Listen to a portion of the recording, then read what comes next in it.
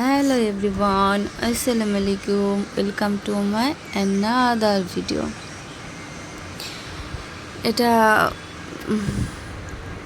আমি প্রথমবার কেক বানাবো।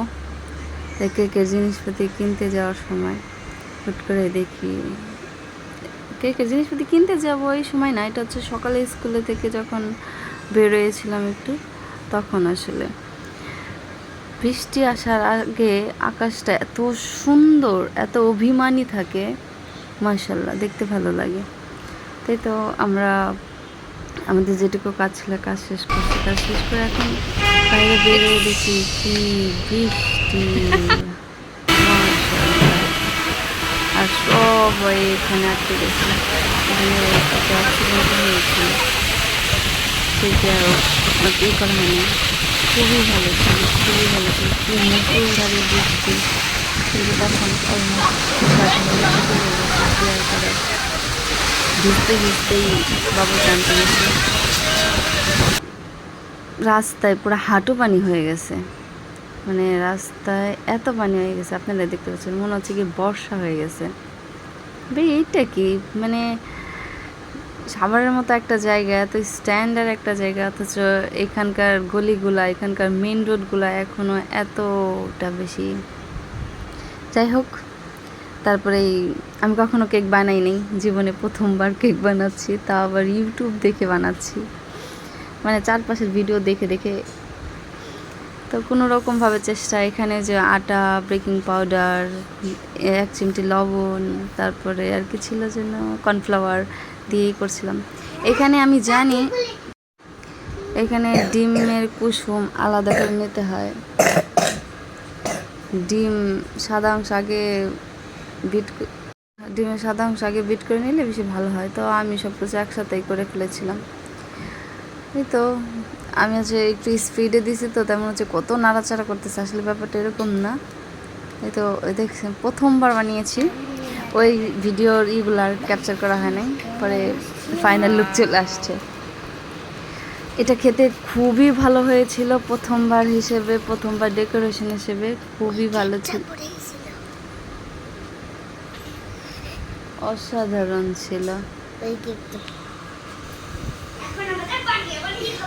কাজন বাবু বলতেছিল আমি আবার কেক খাবো, ওই সময় আসলে কেকটা করে মানে নগদ শেষ হয়ে গেছে।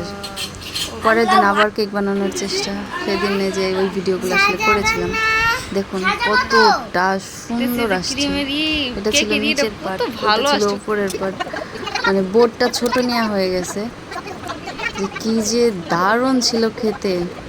নিজে প্রথমবার বানিয়েছি বলে বলছি না, আসলেই ভালো লেগেছে। তারপর নিজের প্রশংসা নিজে না করলে আরেকজন করবে নাকি?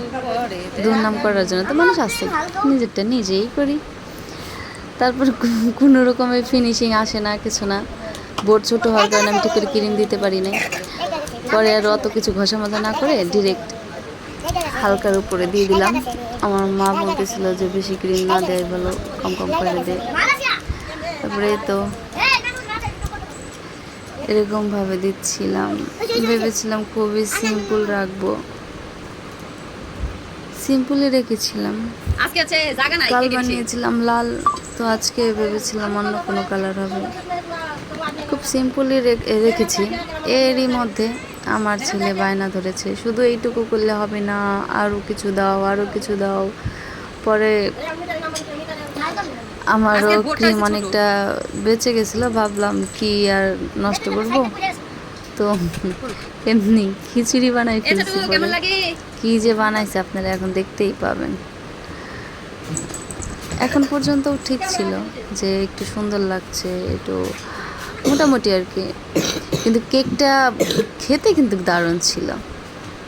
এটা ছিল অরেঞ্জ ফ্লেভারের, ভ্যানিলা অরেঞ্জ একসাথে দিয়ে, খুবই মজা ছিল, খুবই মজা। এই যে দেখুন কেমন খিচুড়ি বানাইছি, ক্রিম বেঁচে গেছে। আগে কিন্তু সুন্দর ছিল, তাই না? আমার ছেলের প্রেসারে পড়ে এ তো উপরে লিখেছিলাম আমার সোনা বাবু। বাবুর আসলে ক্রিম দেওয়াতে যে উপর পরে যেরকম খিচুড়ি খিচুড়ি লাগছে, প্রথম দিকে ভালোই লাগছিল, সুন্দর লাগছিল দেখতে, মাশাআল্লাহ। প্রথম প্রথমবার তো আস্তে আস্তে ঠিক হয়ে যাব। অনেক কিছুই ভুল আছে, ক্রিম নরম হয়ে গেছে, তারপর হ্যাপি এই তো অ্যাডভান্স অনেক সমস্যা হয়েছে, অনেক সমস্যা।